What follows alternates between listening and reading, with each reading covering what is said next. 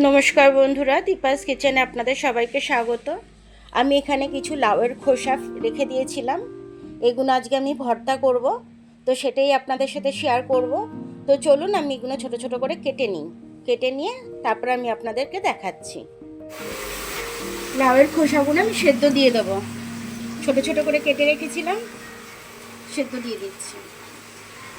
একটু নুন দিয়ে দেবো, চাপা দিয়ে দেবো।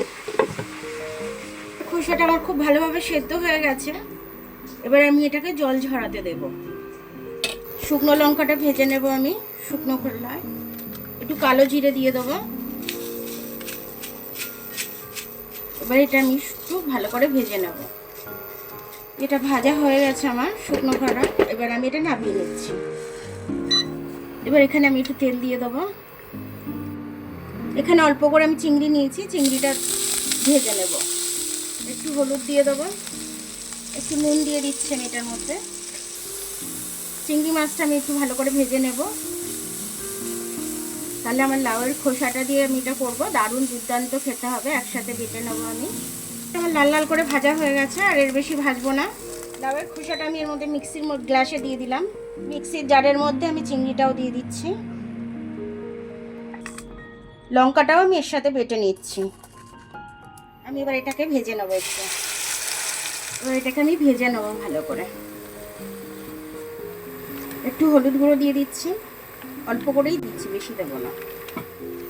এবার লাউয়ের খোসাটা চিংড়ি মাছ দিয়ে ভালো করে ভেজে নেব, কষে নেবো ভালো করে, যতক্ষণ একটা ডো তৈরি হচ্ছে।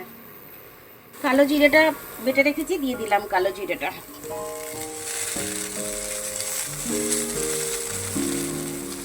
দেখুন এটা আমার কিন্তু খুব ভালোভাবে ভাজা হয়ে গেছে, এটা ডোয়ের মতো হয়ে যাচ্ছে। এবার এটাকে আমি নামিয়ে নেব।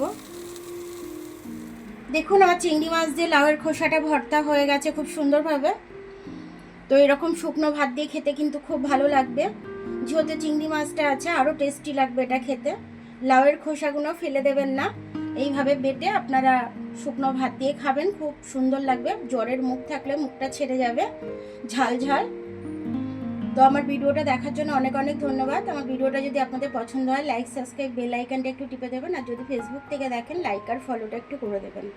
আবার কাল দেখা হবে নতুন রেসিপির সাথে, ততক্ষণ আপনারা ভালো থাকবেন, আমি আসছি।